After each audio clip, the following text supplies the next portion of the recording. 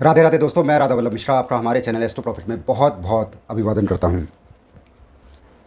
जैसा मैंने पिछली वीडियो में बताया था, हमारा ज्योतिषियों और वास्तुशास्त्रियों का एक पूरा समूह है और उस समूह में हम निरंतर ही नई नई चर्चा उसमें करते रहते हैं।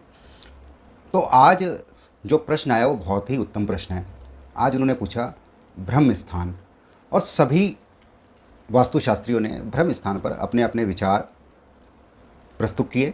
सबसे पहले ये प्रश्न जो है, चर्चा जो है, हमारी बड़ी बहन साक्षी कसाना जी, उनसे शुरू हुई। उन्होंने बोला जो ब्रह्म स्थान है वो जैसे शरीर में नाभि होती है, उसी तरह वास्तु की जो नाभि है वो ब्रह्म स्थान है। सही बात है। फिर उन्होंने बोला यदि इसमें दोष हो, झूठे बर्तन हों, तो ऐसे में वहाँ पर जो एनर्जी फ्लो है वो डाउन हो जाता है। और वहाँ पर उन्होंने दो उपाय भी बताए। पहला, वहाँ पर ब्रह्म स्थान पर तुलसी का पौधा यदि स्थापित हो जाए तो एनर्जी बढ़ जाती है, अथवा हल्दी वहाँ पर रखी जाए तब भी एनर्जी बढ़ जाती है।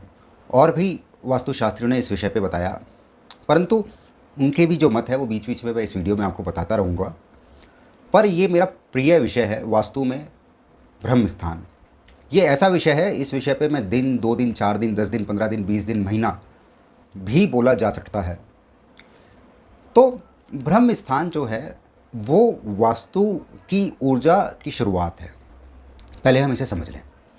जब भी जो भी हमारा निवास स्थान अथवा कार्यालय आदि जो भी हम बनाते हैं, जहाँ भी निर्माण होता है और वहाँ पर जैसे ही चार दीवारी तैयार हो जाती है, तभी वहाँ पे जो एनर्जी का उदय होता है वही ब्रह्मा की एनर्जी है।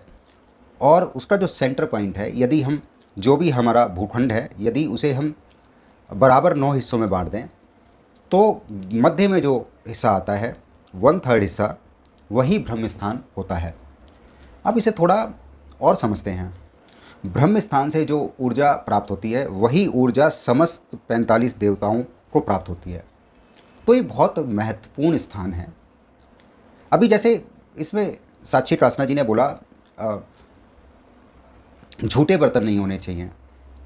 भाई, झूठे बर्तन क्यों नहीं होने चाहिए? ये भी बहुत महत्वपूर्ण प्रश्न है। शिव पुराण में ऐसा संस्मरण आता है, शिवजी लिंग स्वरूप में व्याप्त हो जाते हैं। स्वयं विष्णु और ब्रह्मा उसकी आदि अंत नहीं पा पाते। विष्णु जी आ जाते हैं, हार मान लेते हैं, बोल देते हैं मुझे तो आदि अंत नहीं मिला। परंतु ब्रह्मा जी वहाँ पे थोड़ा झूठ बोल जाते हैं, मिथ्या वचन बोल देते हैं और शिवजी के श्राप के भाजन बनते हैं। ये थोड़ा समझने जैसा है। यहाँ पर यदि हमारा ब्रह्म स्थान झूठे बर्तनों से यदि भरा हुआ हुआ, तो उस भवन में जो रहने वाले हैं उन्हें मिथ्या बोलने की आदत पड़ जाए, ऐसी बहुत संभावना है। अभी थोड़ा और विस्तार में जाते हैं। हमारे एक और वास्तुशास्त्री राजेश श्रीवास्तव जी ने भी बोले ब्रह्म स्थान पर कोई भी निर्माण नहीं होना चाहिए, अन्यथा अड़चनें आती हैं, समस्याएं होती हैं, जीवन में बाधाएं उत्पन्न होती हैं। बात सही है। थोड़ा इसे और समझते हैं। ऐसे 2-3 संस्मरण ब्रह्मा जी से संबंधित हैं। उसमें एक संस्मरण मुझे याद आ रहा है। उसमें से ब्रह्मा जी की जो उत्पत्ति है, थोड़ा उसे समझें तो हम ब्रह्म स्थान को समझना बहुत आसान हमारे लिए हो जाएगा। सबसे पहले हम उसकी वस्तुतः वो जो रिजल्ट देने वाले हैं वो समझना ज़रूरी है। अभी समस्या ये, हम सिर्फ उपाय उपाय उपाय बस इसी पे दौड़ते रहते हैं। अरे वस्तुतः उसे समझ लें पहले, तो उपाय ज़रूरत है भी या नहीं वो भी समझ में आ जाएगा।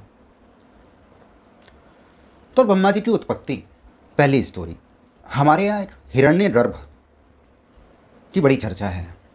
ये स्वर्ण रूपी भ्रूण है, अंडा है। और ये स्वर्ण रूपी भ्रूण, ये अंडा महीने भर जो है सागर में तैरता रहता है, और जब ये टूटता है तो वहीं से ब्रह्मा की उत्पत्ति होती है। फिर ब्रह्मा जो है वो सृष्टि का सृजन करते हैं। पहली स्टोरी तो ये है, हिरण्यगर्भ। ये जो हिरण्यगर्भ है, यहाँ से जो उत्पत्ति हुई है, तो सबसे पहले हमें समझ में आता है कि जब भी हम चार दीवारी बनाते हैं तो सबसे पहले जो एनर्जी उत्पन्न होती है वो एनर्जी स्वर्णिम है, उस एनर्जी का स्वरूप स्वर्णिम है। फिर धीरे धीरे धीरे जैसे सूर्योदय होता है लालिमा लिए हुए स्वर्णिम होते हुए, और फिर धीरे धीरे धीरे प्रकाशवान होता हुआ वो श्वेतांबर हो जाता है। इसी तरह से ब्रह्मा जी भी श्वेतांबर हैं।